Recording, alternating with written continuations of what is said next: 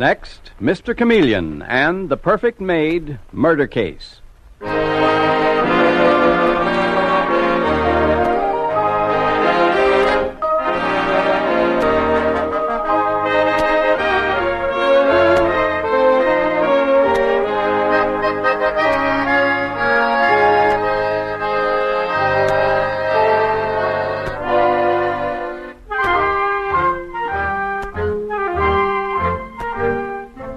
Tonight, we again present the famous Mr. Chameleon of Central Police Headquarters in his famous cases of crime and murder, brought to you by the makers of genuine Bayer aspirin.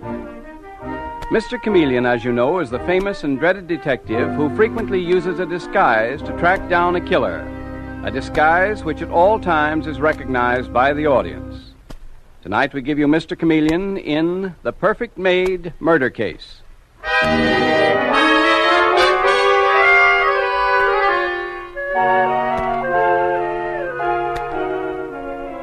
The scene opens in one of New York's most fabulous mansions, the home of Raymond Colby. And we see a young woman about to leave. Her hand is on the knob of the front door when she is interrupted by a maid whom we hear saying the words that lead to a gruesome, fantastic murder. Excuse me, Miss Laura. Can I see you a moment before you go? I haven't any time now, Fanny. But this is important, Miss Laura. Terrible important. Well, what is it then? I want to give my notice, Mum. Your notice? You mean you're leaving? Why, I thought you were a fixture in this house, Fanny. But that's just it, Mum. I am a fixture here. Then what's this talk about giving notice? What's wrong? If it's more wages... Oh, it's not that, Mum. It's that... Yes? It's that I'm going to marry your father. Your what? Going to marry your father, that's what. Oh, well, it don't seem to set very well with you, but... Are you completely and utterly mad? This is the most outrageous thing I've ever heard in my life. Oh, it is it? Well, let me tell you, I'm as good as you are. Pack up your things and get out of this house as fast as you can. I'm not packing, and I'm not leaving. I'm marrying into this house. Just put that in your pipe and smoke it. Get out instantly, I say. I'm not going any further than my own room. You'll find me there if you want to be coming up later and telling me you're sorry. Ta-ta, dearie. John! John, come here! John! Don't shout, Laura. I heard it all. Great heavens, what a mess. We can't let Father do this. He's gone mad. Ooh, that cheap, terrible creature. I tell you, Laura, hysterics won't help. Besides, we don't want to wake the old man up and get him on our necks. We've got to think fast. But what are we going to do? What can we do? Oh, this is too dreadful. Listen, Laura, listen. Yes? You stay right here, Laura, and watch every door. Be as loud as you can if anybody comes. You mean Father or that horrible Fanny? Anybody. I've got the combination to Father's safe. His safe? What are you going to do, John? I know he keeps his will there. That's the first thing to do. He may have changed it in Fanny's favor. If he did, I'll burn it up.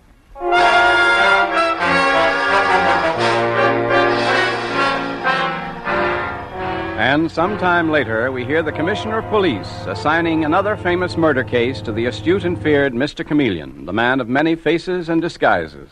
Oh, here you are, Chameleon. A murder in Park Avenue. Oh, top drawer case, eh, Commissioner? Well, that's for you to decide, old man. The murder occurred in the Raymond Colby house. You mean the mysteriously rich Raymond Colby's been killed? No, not Colby himself, Chameleon. A maid in his house. A girl named Fanny Bilkins. Throat slashed open. Better get out there. Righto, Commissioner. I'll take Detective Dave Arnold with me. Oh, here you are, Dave. Yes, sir. You come with me, please. Bye, Commissioner. I suppose the case we're on is that parlor maid murder at Raymond Colby's house. Yes, that's it, Dave. I guess it'll be one of those jobs where the chauffeur killed some poor girl because he was in love with her and caught the butler getting away with her. I've no idea, Dave. Let's get the car and buzz out there. Oh, personally, I'd be more interested if old Colby himself was the victim. I hear he's a queer character, the absent-minded professor type. He invented something somewhere that made him fabulously rich.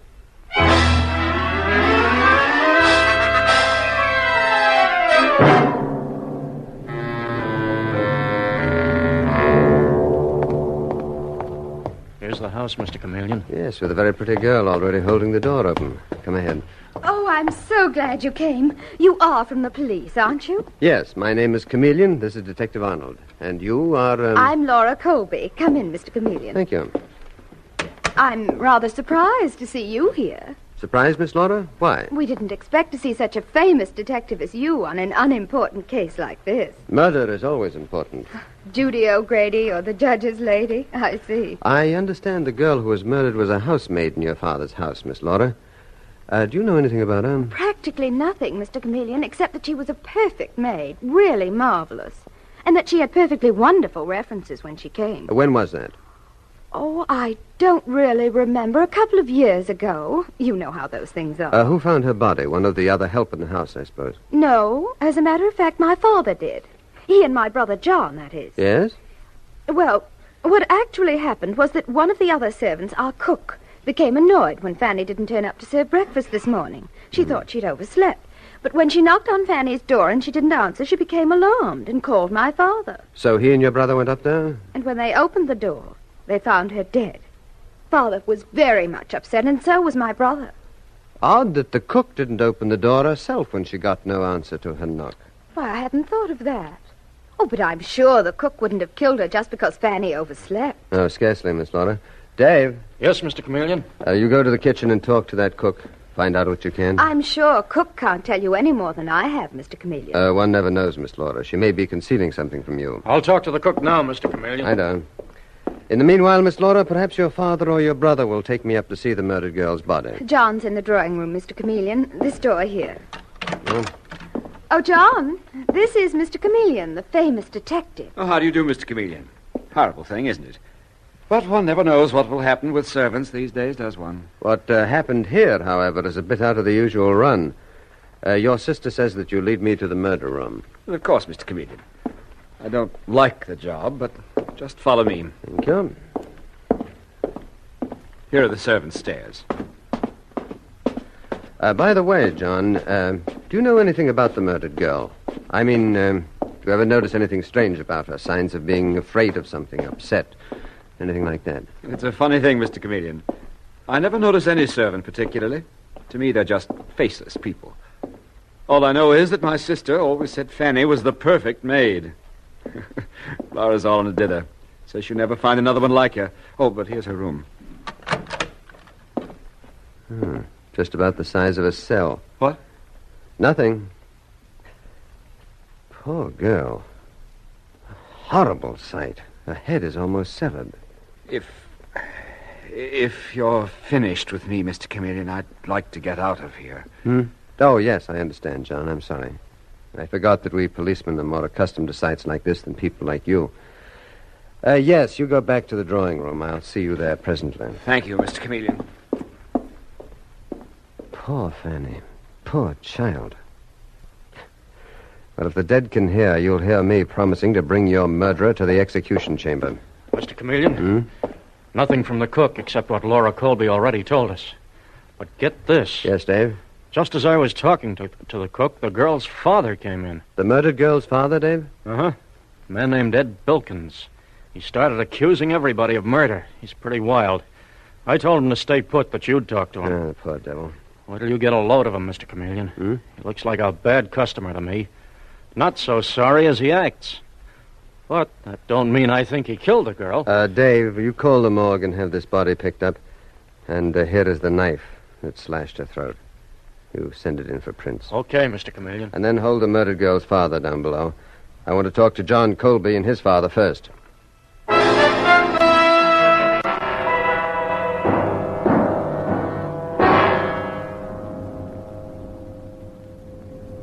Well, John, feeling a bit more steady now? Forgive me for bringing you back to the murder room. It's all right, Mr. Chameleon. Took a drink and feel better. Well, this is my father, Raymond Colby. Father, this is Mr. Chameleon. Ah? Mr. what? Didn't catch the name. Chameleon of Central Police Headquarters, Mr. Colby. Police headquarters, you say? John, what's a police officer doing here? Investigating the murder of your maid, Fanny Bilkins, Mr. Colby. Oh, to be sure. You know, things slip my memory, sir. And you say your name is, Chameleon, Mr. Colby. Chameleon. Unfortunate thing here, Mr. Canston. Chameleon. Oh, yes. Chameleon. Last thing I ever expected in my house, murder. Just one of the servants that probably got herself into trouble. Queer lot, servants. Queer lot. Never know about them. But still human, Mr. Colby. They sing and sigh, laugh and weep, feel happiness and sorrow just like you and me. Only probably suffer more. Quite right, quite right. I didn't think policemen thought that way, though. Well, what can I do for you? Tell me any little thing that you might know about the girl who was so inconsiderate as to be murdered in your quiet home. Why do you think, for instance, that she was killed? I've no idea. Never paid any attention to her, no attention at all. My daughter Laura runs the house. You better ask her. I did, and she told me just as little as you and your son John have, Mr. Colby. But I'll... Mr. Chameleon. Yes, Dave? You'd better come downstairs and talk to the man I told you was here. He's got something for you, something plenty hot. What man, Mr. Chameleon? After I see him, I'll tell you, John. He's going to tear this case wide open, John. Wide open. Tear it open, Detective Arnold? That's ridiculous. Never mind, son. I fancy it's someone of Fanny's own class, and that it'll all turn out that a grocer's clerk or delivery boy killed Fanny. Perhaps, Mr. Colby. I'll see you later, Mr. Colby. John, get Laura in here right away. What for, Father? If you don't manage to hold yourself in, you and Laura will find yourselves up on a murder charge. Our Mr. Chameleon's one of the most penetrating men I've ever met. Up to the time you revealed excitement, our story was going down perfectly. Now be careful, my boy. I beg of you. I don't want to see my children convicted of murder.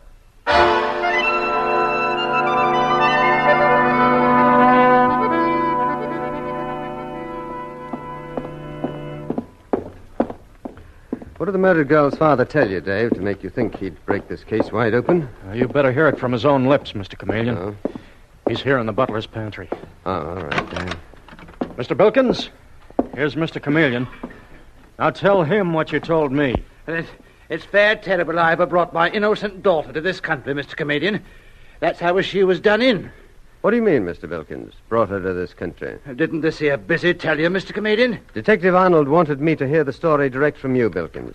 Now, let's have it, please. Fanny and me come from Australia, where we should have stayed. And then she'd never have gone into service in this old duffer's house. Well, I still don't know what you mean, Bilkins. What I'm trying to drive home, sir, is that Fanny wouldn't have got herself engaged to marry the old man.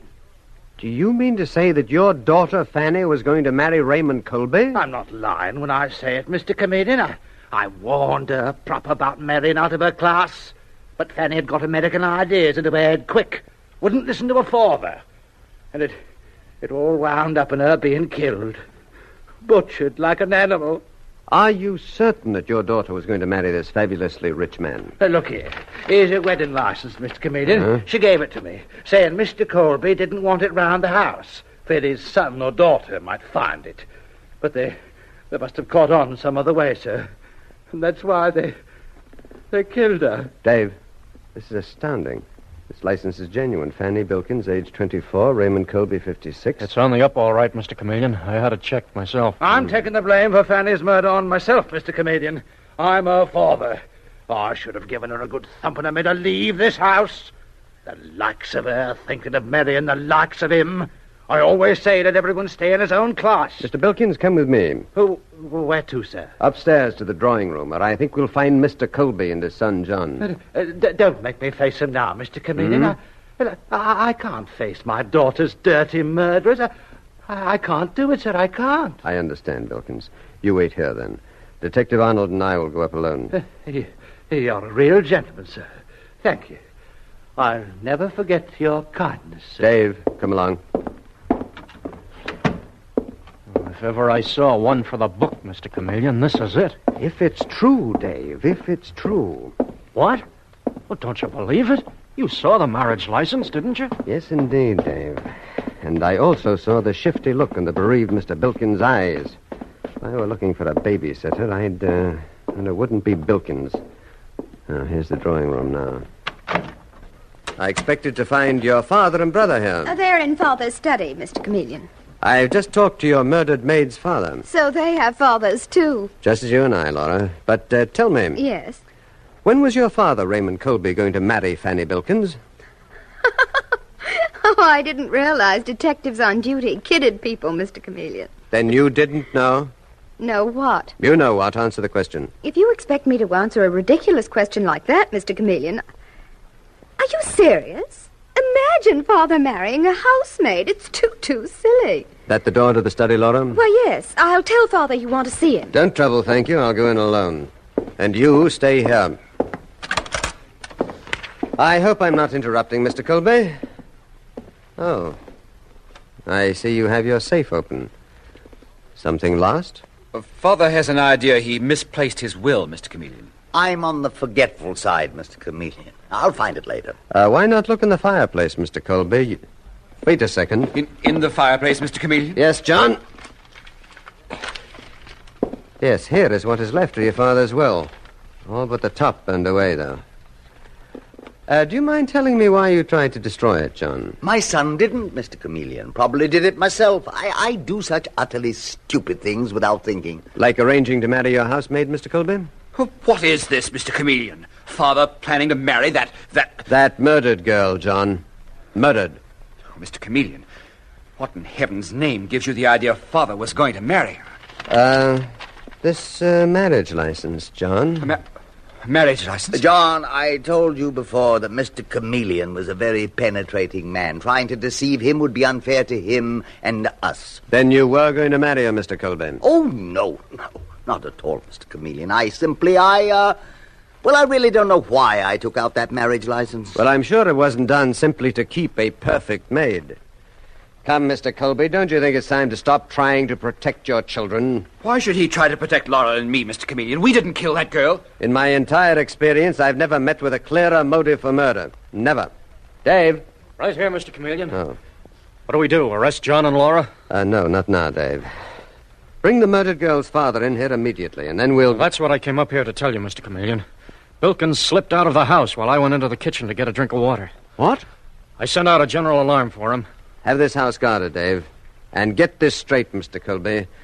If either your son or daughter attempts to leave here, they'll be taken in on suspicion of willful murder.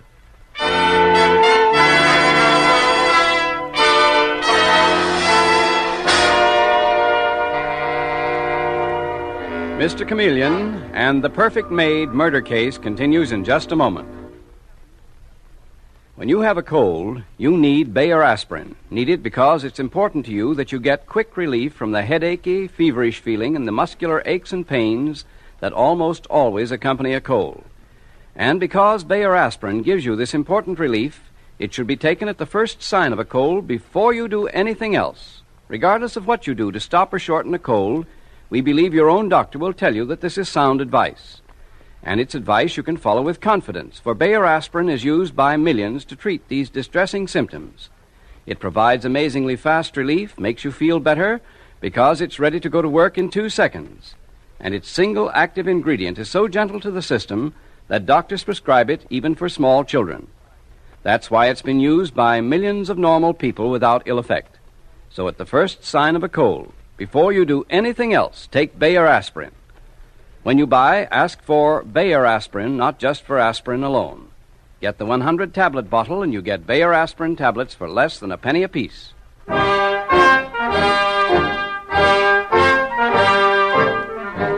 And now back to Mr. Chameleon and the Perfect Maid murder case.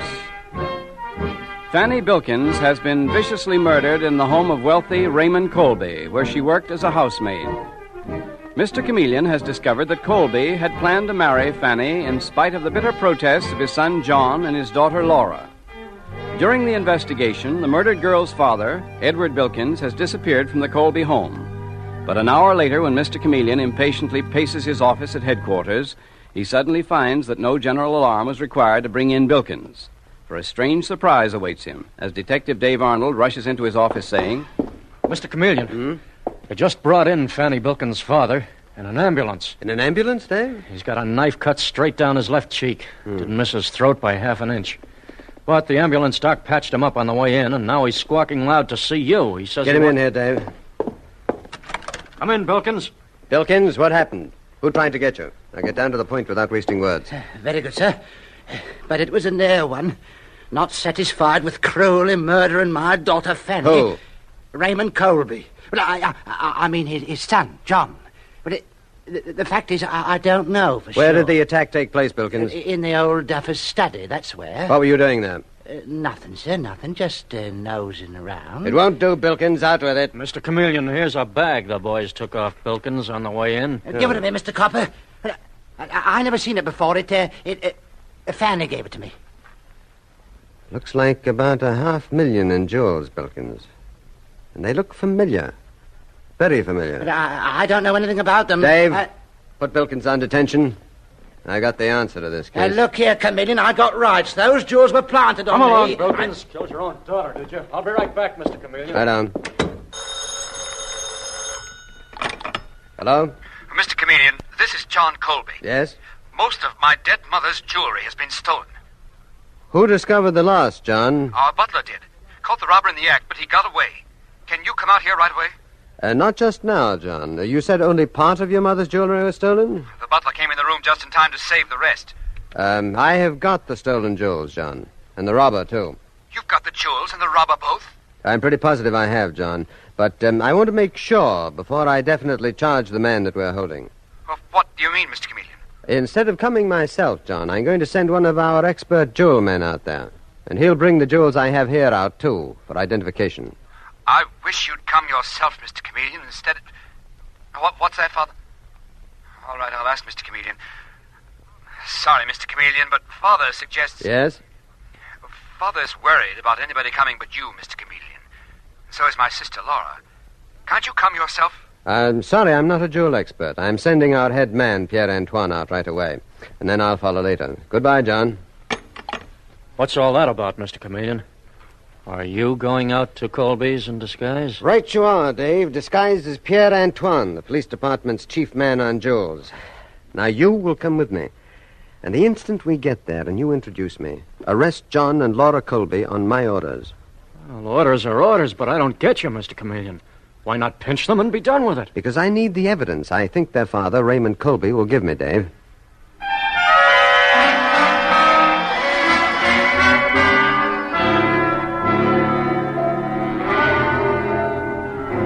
And so, a little later, we find Detective Arnold with Mr. Chameleon in his disguise as Pierre-Antoine at the murder house, as Dave Arnold says. Evening, everybody. This gentleman is the police department's jewel expert. Mr. Chameleon sent him out. Pierre-Antoine at your service. You, Mr. Raymond Colby, monsieur? Yes, Mr. Antoine. This is my daughter, Laura. Mademoiselle. How do you do? And my son, John. Monsieur Jean.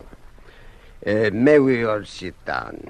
Or perhaps you, Mademoiselle Laura, will be so kind as to bring the remaining jewels from the robbery for me to see? Sorry, Monsieur Antoine, but Mr. Chameleon ordered me to arrest this lady and her brother and bring them back to headquarters. That is absurd, Detective Arnold. Surely Mr. Chameleon is making a mistake. Mr. Chameleon is a fool. We won't go, Laura. Detective Arnold can't arrest us without a warrant. Here's the warrant, John. Better come quietly. John, you can only cause yourself and Laura trouble by not going with Detective Arnold. But, Father... You've got the right idea, Mr. Colby. Now, come on, John and Laura.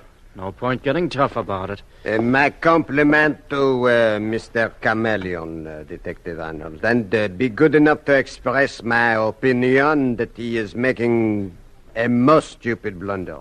Arresting two such charming young people. Stupid or not, I'm taking them, Monsieur Antoine. Good night. Good night. Oh, a dreadful contretemps, Monsieur Colby. I thought better of that Chameleon. But there is your police mind. Mr. Antoine, did you bring the jewels recovered from the man who robbed my safe? In this very bag, Monsieur Colby. The robber was the father of the housemaid murdered here today. Your fiancé, I'm told. Hand over those jewels, Chameleon. What? Shut up, Chameleon. I'm doing the talking now. Give me that bag, quick. They're the only evidence you've got that I killed that infernal housemaid, Fanny Bilkins. Now, let's have them. When I take you in, Raymond Colby, it'll be for 2 murders. But, anyway, here are the jewels. You're not taking me in. No? By the time they find your body, Chameleon, I'll be out of the country. Got any last wishes, cop? Mm-hmm. I'd like to tell you how I caught up with you, Raymond Colby. I'm interested, but hold your gab to 3 minutes. Through a careful study of police records extending from New York to Sydney, Australia. You murdered the woman who owned those jewels, Lady Ashton Burl, in Australia 5 years ago. That's past history, Chameleon, but suppose I did. The one living man who knew you did was your murdered housemaid's father, a petty criminal named Ed Bilkins. And he followed you here, forced you to hire his daughter Fanny as a maid in your house, and then blackmailed you into a promise to marry her with your mysteriously and criminally acquired wealth. Anything else, Chameleon? You've got 30 seconds left. Only this, Raymond. Don't move, Colby. You hear me, Colby? I said don't move. That's odd. He doesn't answer. Colby? What? Oh, why did I have to become a policeman?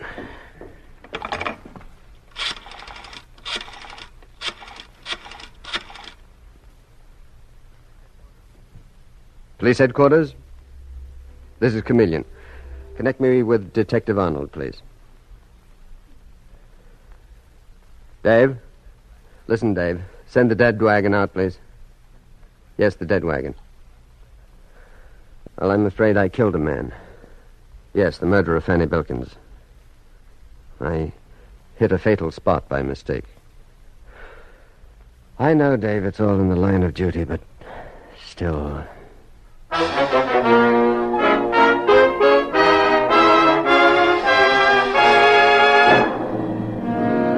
And with these words, Mr. Chameleon concludes tonight's murder case.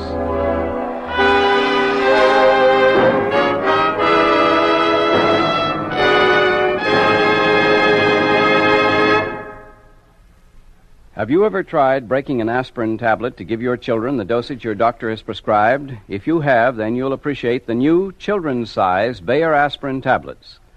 These tablets are genuine Bayer aspirin, but they contain only half the amount of the regular-size Bayer aspirin tablets, and thus you can give your child the proper dosage as prescribed by your physician, and you can do it conveniently. And because they're made so you can break them right in half, it's also easy for you to give still smaller dosages whenever necessary. Another thing you'll appreciate is that they're uncolored and unflavored and therefore cannot be mistaken for candy, and you can use them with confidence. For the fact that doctors prescribe Bayer aspirin single active ingredient even for the smallest children shows how gentle and dependable it is. The bottle and carton are plainly marked children's size Bayer aspirin. 30 tablets for 25 cents.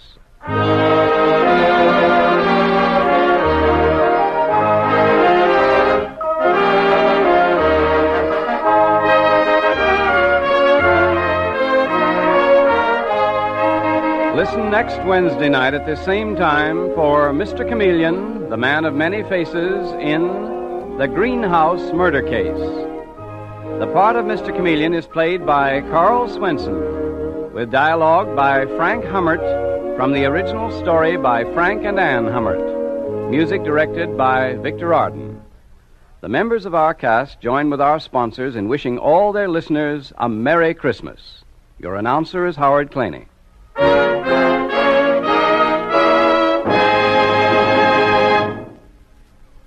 Scientific studies show that the only sensible way to help prevent tooth decay is to keep your teeth thoroughly clean at all times.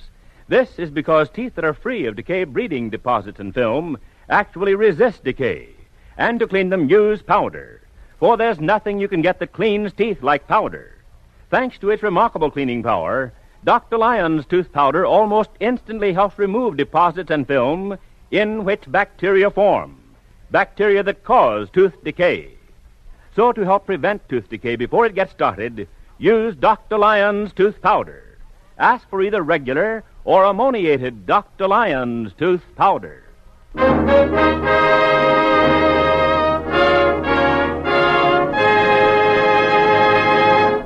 Listen for Mr. Chameleon in The Greenhouse Murder Case next Wednesday night at this time. This is CBS, the Columbia Broadcasting System.